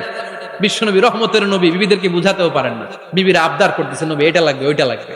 ইন দ্য মিন টাইম বিশ্বনবী একজনের সালাম শুনতে পেলেন। কে যেন দরজায় দাঁড়িয়ে বলতেছে, আসসালামু আলাইকুম। বিশ্বনবী দরজার দিকে তাকালেন, তাকিয়ে বললেন, ওয়া আলাইকুমুস সালাম। আর বুঝতে পারলেন এটা আমার ওমরের সালাম। সালাম দেওয়ার পরে বিবিদের দিকে তাকায় দেখে একজন বিবিও নাই, সব অন্দরমহলের ভিতরে দৌড়। সুবহানাল্লাহ পড়তে পারলেন না? This is our super hero Omar. এরকম ওমর একটা লাগবে, চিল্লায় বলেন কয়টা? একটা ওমর গোটা বিশ্বকে সোজা করে দিবে। একটা ওমর সবল আর দুর্বলের সব পার্থক্য দূর করে দিবে। মাজলুমের উপর জালিমের অত্যাচারের অবসান ঘটায় দিবে। গোটা বিশ্বটাকে সাম্য, মৈত্রী, ভালোবাসার ইনসাফ দিয়ে পরিপূর্ণ করে দিবে। সেই উমরের অপেক্ষায় আমরা। নিজের ছেলেকে 80টা বেত মেরেছেন। কয়টা? 80টা বেত মেরেছে। এই ব্যাপারে অনেকগুলো বর্ণনা পাওয়া যায়। সবচেয়ে সহিহ বর্ণনা হচ্ছে মুয়াত্তা ইমাম মালিকের বর্ণনা। ওমরে ফারুক রাদিয়াল্লাহু তাআলা আনহুর ছেলে আব্দুর রহমান মারুফুন বিআবি শাহমা ছিলেন মিশরে। ওখানে নাবিজ খেয়েছিলেন। নাবিজ হচ্ছে আরব দেশের লোকেরা দুধের মধ্যে শক্ত খুরমা রাত্রেবেলা ঢেলে দিত। ঢেলে দিলে সারা রাত ওই খুরমার রসটা দুধের সাথে মিশে দুধটা লাল হয়ে যেত। এটারে সকালবেলা খেত, খুব সুস্বাদু।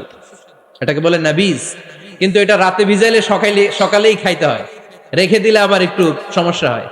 এটা অনেকটা তারির মতো হয়ে যায়, মাতলামি চলে আসে। তো ওমরে ফারুকের ছেলে নাবিজ খেয়েছেন, মদ খাননি, নাবিজ। কিন্তু নাবিজ খাওয়াতে সাকরান চলে এসেছে। সাকরান চলে আসাতে এটা যখন প্রমাণিত হয়েছে, আমর ইবনুল আস রাদিয়াল্লাহু তাআলা আনহু নাকি 80 বেত মেরেছেন মিশরে। কয় বেত? নিয়ম হচ্ছে সবার সামনে, কিন্তু সবার সামনে না মেরে একটু গোপনে মেরেছে।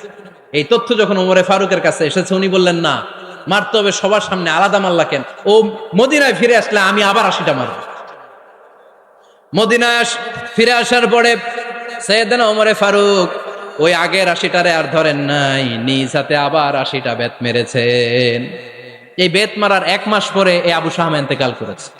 অনেক ঐতিহাসিক বলে এই বেতের আঘাতে মরেছে, কেউ কেউ বলেছে নিজের রোগের কারণে মরেছে। কিন্তু দিস ইজ দ্য ইনসাফ সিস্টেম অফ ওমর। নিজের ছেলে বলে ছেড়ে দেয় নাই। এখন নিজের ছেলে হইলে 7 খুন মাফ, নেতার ছেলে হইলে 10 খুন মাফ, এলাকার মোড়লের ছেলে হইলে 10 খুন মাফ। নো পার্সিয়ালিটি ইন ইসলাম। ইসলামে পার্সিয়ালিটি নাই। আপনি নেতার ছেলে হন, আপনি বিজনেস ম্যাগনেটের ছেলে হন, আপনি যেই হন না কেন, ইসলামের দৃষ্টিতে সবাই সমান। চিল্লায় বলেন ঠিক কিনা? বানু মখজুমিয়া গোত্রের এক নারী চুরিতে ধরা পড়ল। সাহাবারা বললেন, নবী মদিনার সবচেয়ে ভেরি প্রেস্টিজিয়াস এন্ড ডিগনিফাইড ফ্যামিলির মেয়ে, আপনি হাত কাইটেন না, কারণ ইসলামের নিয়ম চুরি করলে কি কেটে দাও। বিশ্বনবী বললেন, বলো কি, হাত না কাটার জন্য তোমরা আমাকে রেকমেন্ড করছো? এটা আল্লাহর আইন, পৃথিবীর কেউ রেকমেন্ড করলো শোনার ক্ষমতা আমার নাই, কারণ আইনটা দিয়েছে কে? লাউ কানাত ফাতিমাতু বিনতি মুহাম্মাদিন সারাকাত লাকাতা মুহাম্মাদুন ইয়াদাহা। আরে বনু মাকসুমিয়া মেয়ে তো দূরের কথা, আমার কলিজার টুকরা ফাতেমাও যদি আজ চুরিতে ধরা পড়তো, তার হাত কেটে দিতে আমি 1 মিনিটও দেরি করতাম না। দিস ইজ ইসলাম। এই হচ্ছে ওমরে ফারুকের মানাকিব। এরকম ওমরে ফারুক কয়টা লাগবে? আওয়াজ করে বলতে হবে, কয়টা লাগবে? একটা লাগবে। এই সাইয়েদনা ওমরে ফারুক মদিনার প্রথম চিফ জাস্টিস ছিলেন। সর্বপ্রথম উনার পরামর্শে সাইয়েদনা আবু বকর রাদিয়াল্লাহু তাআলা আনহু কোরআনকে সংকলন করেছেন। আমরা এই যে কোরআন পড়ি 30 পারা, এমদাদিয়া লাইব্রেরির 114টা সূরা, কত সুন্দর সন্নিবেশ করা হয়েছে, এখানে সাজানো হয়েছে। আল্লাহর হাবিব সাল্লাল্লাহু আলাইহি ওয়াসাল্লামের সময় কি এরকম কোরআন ছিল নাকি? ছিল না।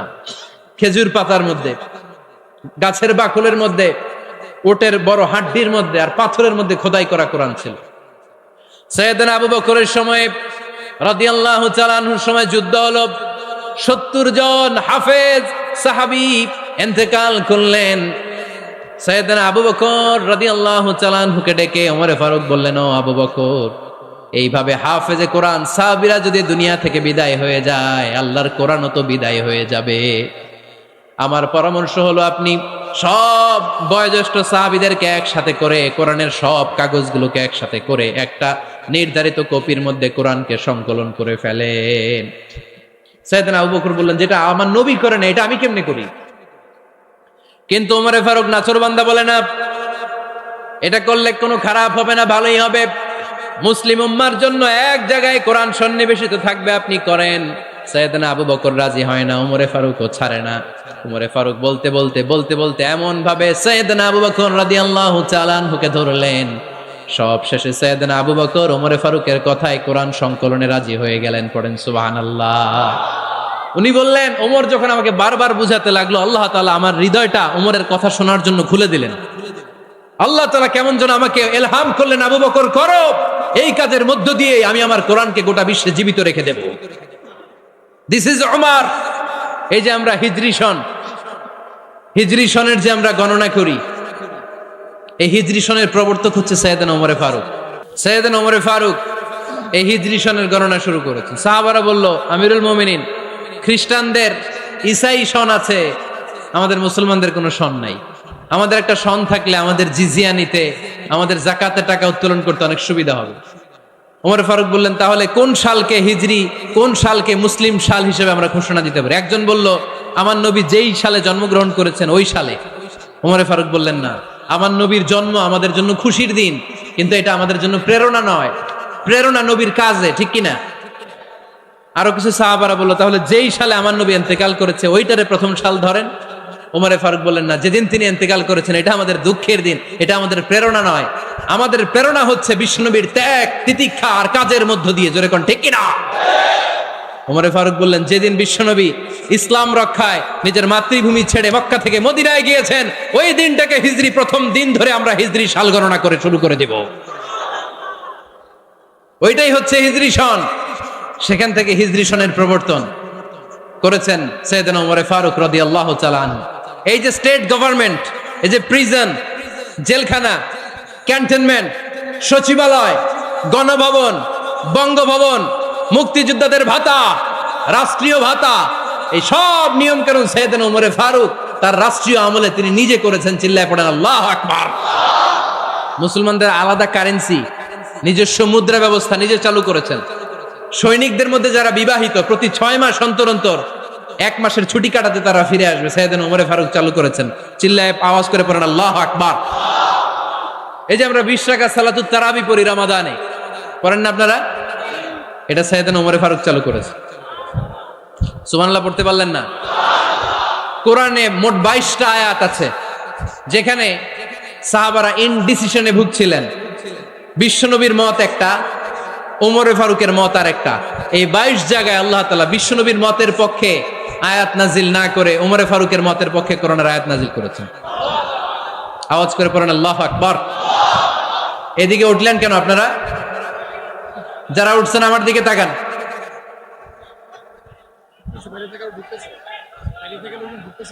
কিছু ভিতরে ঢুকতেছে, কিছু বাইরেতেছে না?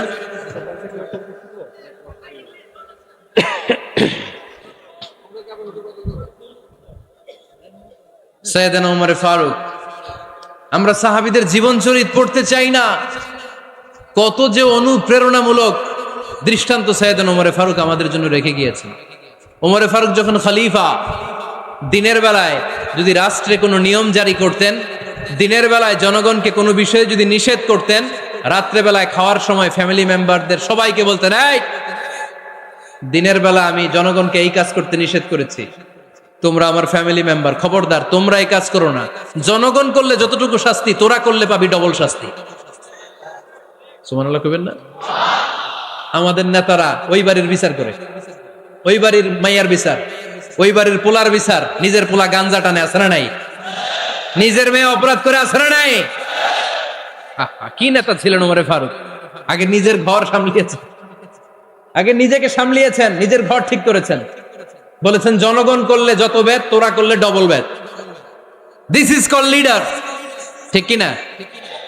এক বাবা এসে বললেন, ওমর ফারুক আমার ছেলে কথা শোনে না, বেয়াদব। ওমর ফারুক ছেলেরা ডাকলেন, বাবা তুমি তোমার আব্বাজানের কথা শোনো না, এটা তো কবিরা গুনাহ। ছেলে বলে, ওমর ফারুক সব দায় দায়িত্ব আল্লাহ ছেলে মেয়েদেরকে দিয়েছে, বাবা মাকে কোনো দায়িত্ব দেয় নাই। ওমর ফারুক বললেন, অবশ্যই দায়িত্ব দিয়েছে। তাহলে বলেন আমার বাবার দায়িত্ব কি? উনি বললেন, প্রাইমারিলি প্রথমত 3 দায়িত্ব। আইয়ান তাকিয়া উম্মা, পৃথিবীর প্রতিটি বাবার উচিত ছেলেদের মেয়েদের জন্য ভালো মায়ের ব্যবস্থা করা। 2 নম্বরে আইয়ুহসিনা ইসমা, সুন্দর তার একটা নাম রেখে দেয়া। 3 নাম্বার ইউআল্লিমাহুল কিতাব, তার আল্লাহর কিতাব শিক্ষা দেওয়া। এবার ছেলেকে আমার আব্বা 3টার একটাও করে নাই। এবার ওমর ফারুক রেগে গেলেন, বাবার কাঁধে ধরলেন, বললেন তুই ছেলের জন্য বিচার নিয়ে আসলি, তোর 3টা দায়িত্বের একটাও তুই পালন করিস নাই। ছেলে বলে, আমিরুল মুমিনিন আমার মা নর্তকী, আমার মা মাজুসি, আমার মায়ের মধ্যে কোনো আদব কাদব নাই, সুন্দরী দেখে আমার মা রে বাবা বিয়ে করছে, আমার মায়ের কাছ থেকে জীবনে কিছু শিখি নাই। 2 নাম্বার সাম্মানি খানফাসা, আমার বাবা আমার নাম রেখেছে চামচিকা। কি নাম রাখছে? এটা নাম হইলো একটা, এরকম উল্টাপাল্টা নাম আছে না নাই? না, এগুলো রাখবেন না। আব্দুল্লাহ রাখবেন, আব্দুর রহমান রাখবেন, আর একটা কি বলছি আজকে? হুযায়ফা রেখে দিয়েন, পারবেন? ওয়ালাম ইউআল্লিমনি হারফাম মিন কিতাবিল্লাহ, আমিরুল মুমিনিন শুধু তাই না, আল্লাহর কোরআনের একটা অক্ষর আমার বাবা কোনোদিন আমারে শিক্ষা দেয় নাই। ওমর ফারুক রেগে গেলেন, এবার বাবের কান্দে ধইরা মারতে শুরু করলেন, তুই পোলার নামে বিচার নিয়ে আইছিস, তোরে মার দিমু আগে। এরকম নেতার দরকার আছে না নাই? মদিনায় এক লোক তার বউরে রাগের চোটে 100 তালাক দিয়ে ফেলছে। কয় তালাক দেয়ার নিয়ম কয়টা? দিছে কয়টা? এবার স্ত্রী কাঁদতে কাঁদতে এসে বলে, আমিরুল মুমিনিন দেখেন, আমার স্বামী আমারে রেগে মেগে 100 তালাক দিচ্ছে। ওমর ফারুক বললেন, দইরা নিয়ে এটারে। নিয়ে আসা হলো। ওমর ফারুক বললেন, কয়টা তালাক দিয়েছো? কয় 100টা। কেন দিছো? কয় মাথা গরম আছিল। এরকম আছে না? তালাক দেওয়ার সময় সব তালাক, তুই তালাক, তোর মা তালাক, তোর বোন তালাক, সব তালাক। তালাক দিবে ওয়াইফ রে, দিতেছে সবাই রে। ওমর ফারুক বললেন, দিবে 3টা, 100টা দিলা কেন? কয় মেজাজ গরম ছিল। কয় দাঁড়া, আত-তালাকু মিন শাআইরিল্লাহ, তালাক হচ্ছে আল্লাহর দেয়া বিধানের একটা নিদর্শন, এটা নিয়ে তুই খামখেয়ালি করলি। আমার রায় শোন, আমার রায় হচ্ছে 3 তালাকে তোর বউ তালাক, বাকি 97 তালাক তোর পিঠের উপরে পড়বে। এরকম বিচারের দরকার আছে না নাই? এরকম দৃষ্টান্তমূলক বিচার যদি বাংলার জমিনে দেয়া হতো, আর কোন নারী ধর্ষিতা হতো? আর কোন নারীকে অ্যাসিড মারা হতো? আর কোন নারী যৌতুকের জন্য কান্না করত? একটা আমল লাগবে, বেশি না। মক্কা, মদিনা, এই 7 জায়গায় 7 জন গভর্নর পাঠিয়েছেন, তাদের থেকে তথ্য নিতেন। এই গভর্নর সিস্টেম উনি বানিয়েছেন। সাইয়েদনা আমর ইবনে আল-আস রাদিয়াল্লাহু তাআলা আনহুকে পাঠিয়েছেন মিশরে। মিশরে একটা দৌড় প্রতিযোগিতা হতো। মিশরি বলে, আমার মাল্লা কেন? তুমি খেলায় পারো না, আমারে মাল্লা কেন? কয় আনা ইবনুল আকরামিন, আমি গভর্নরের পোলা। আমি যা বলবো এটাই হবে, আমার উপরে কথা নাই। মিশরি ওইখানে আর ঝগড়া বাঁধায় নাই, মনে দুঃখ নিয়ে মদিনায় চলে আসলেন। এসে বললেন, আমিরুল মুমিনিন, আপনি আমর ইবনুল আস রাদিয়াল্লাহু তাআলা আনহুকে মিশরের গভর্নর বানিয়ে পাঠিয়েছেন। একটা প্রতিযোগিতায় আমি চ্যাম্পিয়ন হয়েছি, ওনার ছেলে হয়েছে রানার আপ। কেন সে চ্যাম্পিয়ন হতে পারে নাই? এই কারণে আমার মাথায় লাঠি দিয়ে 3টা বাড়ি মেরেছে। বিচারটা দিছে কার দরবারে? কথা বুঝেন নাই বোধহয়? ওমর ফারুকের দরবার। ওমর ফারুক বললেন, যাই, আগামী বছরের অমুক তারিখ আমি সব গভর্নরদেরকে ডেকে হিসাব নিতে, ওই দিন তুই থাকবি, পারবি না? মিশনে বলে, পারবো মানে অবশ্যই পারবো। ওই দিন 7 রাজ্য থেকে 7 গভর্নর হাজির, গভর্নরদের ছেলেরাও হাজির, মিশরীয় হাজির। 7 গভর্নরের কাছ থেকে 7 এলাকার খোঁজ খবর নেয়ার পরে ওমরে ফারুক বললেন, আইনাল মিসরি, মিশরি লোকটা কই, এদিকে আয়। মিশরি সামনে আসার পরে বলল, আমর ইবনুল আস, তুমি মিশরের গভর্নর, তোমার ছেলে সহ তুমি আসো। আমর ইবনুল আস এসে সামনে বসে রইলেন। এবার বললেন, ও আমর ইবনুল আসের ছেলে, তুমি নাকি ইবনুল আকরামিন গভর্নরের ছেলে, তুমি যা বলবা মিশরে নাকি তাই হবে, তোমার নাকি অনেক দাপট। নিজে একটা লাঠি এনে মিশরীর হাতে দিয়ে বলল, এবার তোর মাথায় যতটা মারছে তুই ততটা গুনে গুনে মার, আমি দেখবো। আমর ইবনুল আস দেখবে, আমর ইবনুল আসের ছেলেরে তুই এখানে মার। সে বলতেছে, থাক, আপনি বলছেন এতেই যথেষ্ট, মারা লাগবে না, আমি মাফ করে দিলাম। ওমরে ফারুক বলল, খবরদার, মার, মার ওর মাথার মধ্যে। মিশরি ওমরে ফারুকের ধমক শুনে ভয়ে ভয়ে 3টা বাড়ি মারল। এই বাড়ি মারা দেখেও ওমরে ফারুকের হৃদয় ঠান্ডা হয় নাই। লজ্জায় আমর ইবনুল আস, বয়স হয়ে গিয়েছে সাহাবা, মাথা তখন টাক, মাথায় চুল নাই, লজ্জায় মাথাটা হেট হয়ে মাথাটা নিচু করে রেখেছে। এবার রাগের চোটে ওমরে ফারুক বললেন, এবার আমর ইবনুল আসের টাক মাথার মধ্যে একটা মার, মার। কেন ছেলেকে শিক্ষা দিতে পারে নাই? ইয়া আমর ইবনুল আস, মাতা জাআলতুমুন নাস আবিদা, জনগণ তাদেরকে দেখভাল করার জন্য তোমাদেরকে পাঠানো হয়েছে, তাদের উপর কোনো অত্যাচার করার জন্য নয়। চিল্লায় বলেন ঠিক কি না? এরকম নেতা কয়টা লাগবে? কয়টা? ওই নেতার নাম কি? ওমর। হ্যাঁ, হুয়া ইয়াতি ওমর। 22 জায়গায় বিশ্বনবী কয় একটা, ওমরে ফারুক বলে আর একটা। আল্লাহ বলে, বিশ্বনবী, আপনার পক্ষে আমি আয়াত নাজিল করতে পারলাম না, আমি ওমরের পক্ষে নাজিল করে দিলাম। বিশ্বনবী বলতেন, ইন্নালি কুল্লি উম্মাতিন মুহাদ্দাস, সব উম্মতের মধ্যে, সব নবীর উম্মতের মধ্য থেকে একজন করে আল্লাহ তাকে মুহাদ্দিস বানাতো। মুহাদ্দিস না, মুহাদ্দাস। মুহাদ্দাস মানে এমন লোক যিনি যা ভাবতো ওই ভাবনাটাই আল্লাহ আয়াত হিসেবে নাজিল করে দিতেন। বিশ্বনবী বলেন, আমার উম্মতের মধ্যে মুহাদ্দাস হচ্ছে সাইয়েদনা ওমর। মদিনার সবচেয়ে বড় মুনাফিকের নাম আব্দুল্লাহ ইবনে উবাই ইবনে সালুল, সব মুনাফিকদের সরদার। কিন্তু এই মুনাফিকের ছেলেটা হলো পাক্কা ইমানদার। এই ছেলের নাম হলো আব্দুল্লাহ। আওয়াজ করে বলেন, ছেলের নাম কি? আব্দুল্লাহ ইবনে উবাই ইবনে সালুল, মুনাফিক সরদার, যখন ইন্তেকাল করলো, সাইয়েদনা আব্দুল্লাহ রাদিয়াল্লাহু তাআলা আনহু বিশ্বনবীর কাছে এসে চোখের পানি ছেড়ে ডেকে বলে, নবী, আপনিও জানেন, আমিও জানি, মদিনার সবাই জানে আমার আব্বা মুনাফিকদের সরদার, কিন্তু আমার মন তো মানে না, আমার তো পিতা, আমার তো বাবা লাগে, আমার তো মন মানে না। আপনিও জানেন মুনাফিক, আমিও জানি মুনাফিক। নবী, আপনার দরবারে কিছু আমি চাই না, আপনার গায়ের একটা জামা দেন, আপনার জামাটা পরিয়ে আমার বাবারে দাফন দিব। এর সিলায় যদি আমার আব্বারে আল্লাহ মাফ করে দেয়, দয়ার নবী, মায়ের নবী জামা খুলে দিয়ে দিলেন। পড়েন সুবহানাল্লাহ। আব্দুল্লাহ রাদিয়াল্লাহু তাআলা আবার আবদার চললেন, নবী, জানি আমার বাবা মুনাফিক, কিন্তু আমার তো বাবা, আপনার দরবারে ফরিয়াদ, আপনি নিজে যে আমার বাবার জানাজার নামাজের ইমামতি করবেন। দয়ার নবী, মায়ার নবী জানাজার নামাজে যেতে চাইলেন। ওমরে ফারুক বললেন, নবী না, খবরদার, আপনি উবাই ইবনে সালুলের জানাজায় যাবেন না। বিশ্বনবী জোর করে যেতে চাইলেন। সাইয়েদনা ওমরে ফারুক বিশ্বনবীর জামা পেছন থেকে টেনে ধরলেন। আল্লাহু আকবার। টেনে ধরলেন, যাবেন না আপনি। ওমরে ফারুকের হাত থেকে হ্যাচকা টান মেরে জুব্বা টান দিয়ে বিশ্বনবী জানাজায় চলে গেলেন। রব্বুল আলামিন আয়াত নাজিল করলেন, ইস্তাগফির লাহুম আও লা তাস্তাগফির লাহুম ওয়া ইন তাস্তাগফির লাহুম 70 মাররাতান ফালান ইয়াগফিরাল্লাহু লাহুম। নবী গো, একবার নয়, দুইবার নয়, 70 বারও যদি এই মুনাফিকের জন্য আপনি ক্ষমা চান, তার জন্য ক্ষমা নাই, তার জন্য আছে জাহান্নাম। ওয়ালা তাকুম, আপনি যাবেন না আলা কবরি, কখনো তাদের জানাজায় যাবেন না। এই যে একটা ভুল করে ফেলছেন, এটা এইবারই শেষ, এরপরে আর যাবেন না। সাইয়েদনা ওমর ফারুকের পক্ষে আল্লাহ তাআলা কোরআনের আয়াত নাযিল করে দিলেন, চিল্লায় পড়েন আল্লাহু আকবার।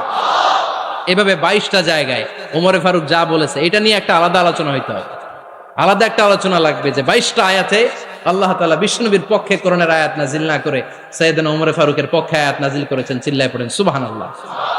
ওই ওমর ফারুককে আমাদের মডেল বানানোর দরকার আছে না নাই? ওই ওমর ফারুকের জীবনী আমাদের ছেলে মেয়েদেরকে পড়ানোর দরকার আছে না নাই? আমাদের ভবিষ্যৎ প্রজন্ম এগুলো জানে না।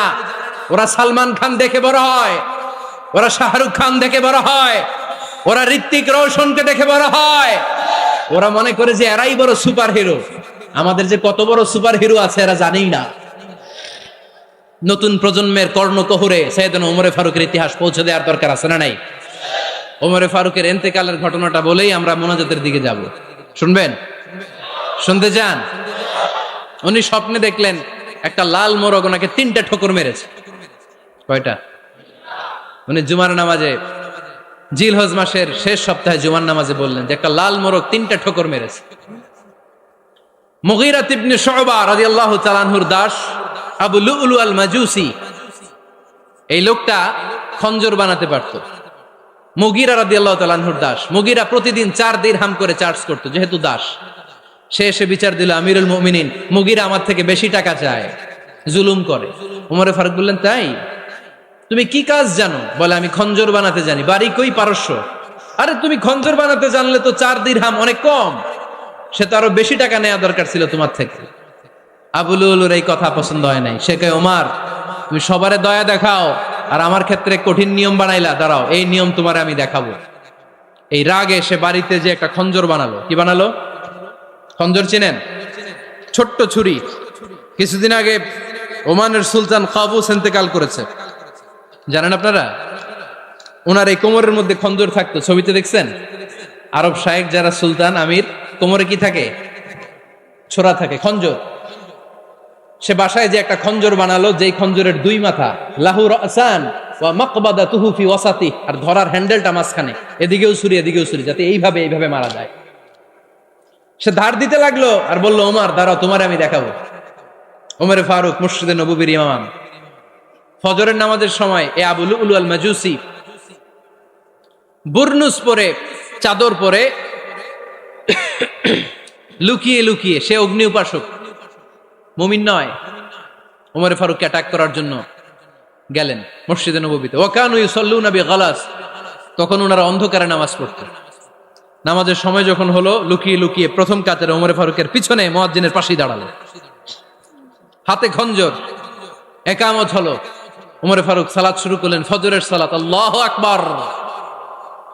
নামাজ শুরু করলেন, সূরা ফাতিহা বললেন।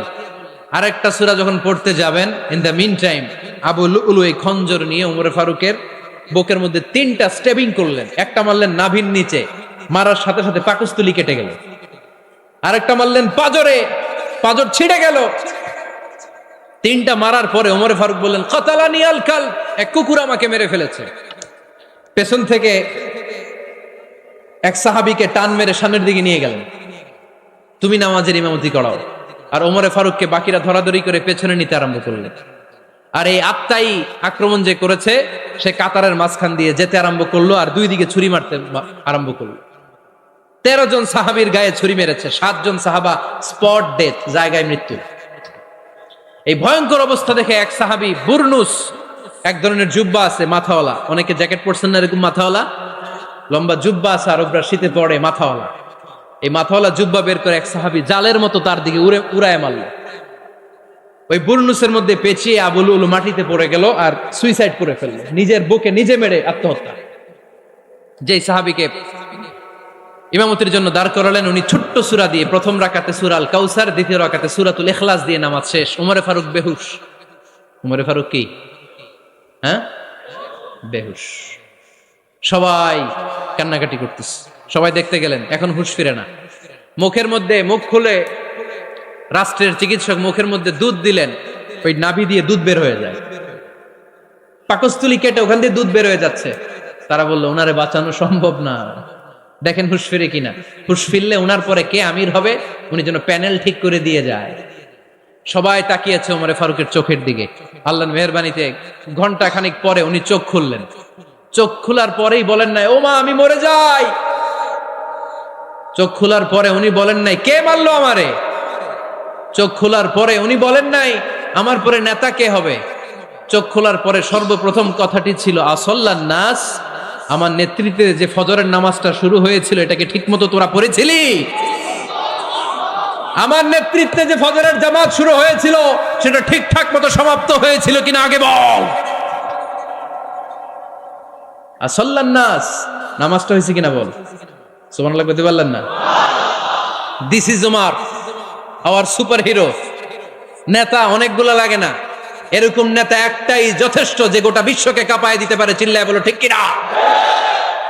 আমরা চাই আমাদের ছেলেগুলো উমরে ফারুকের মতো বড় হোক। আমরা চাই আমাদের ছেলে মেয়েগুলো খাব্বাব, খুবাইব, সাইয়েদনা আলী, উসমান, আবু বকর রাদিয়াল্লাহু তাআলা আনহুর অনুসরণে বড় হোক। ঠিক কিনা? আমরা একটা ওমর চাই যিনি আমাদেরকে সালাতের শিক্ষা দিয়ে গিয়েছেন, ইন্তেকালের আগে বলেছেন সাল্লান নাস। এজন্য আমরা যেন নামাজ কখনো নষ্ট না করি। আল্লাহর জমিনে দিন বাস্তবায়নে আসাদ্দুহুম ফি আমরিল্লাহি ওমর রাদিয়াল্লাহু তাআলা আনহুর মতো এত কঠোর কেউ ছিলেন না। তাই দিন বাস্তবায়নে আমরা যেন কাউরে ছাড় না দেই। সবার আগে আল্লাহর দিন, সবার আগে আল্লাহর কোরআন, সবার আগে আমার ইসলাম। ঠিক কিনা? চাইলেই কেউ এদেশ থেকে ইসলামরে মিটাই দিতে পারবে না। যে দেশে আল্লাহু আকবার ধ্বনির সাথে সাথে সূর্য উঠে যায়, আল্লাহু আকবার ধ্বনির সাথে সাথে সূর্য ডুবে যায়, সে দেশে আর কিছু থাকবে না থাক আমার ইসলাম থাকবেই, আর কিছু থাকবে না থাক আমার কোরআন থাকবেই। সে ইসলামের সাথে থাকতে রাজি আছেন তো? কোরআনের সাথে থাকতে রাজি আছেন তো?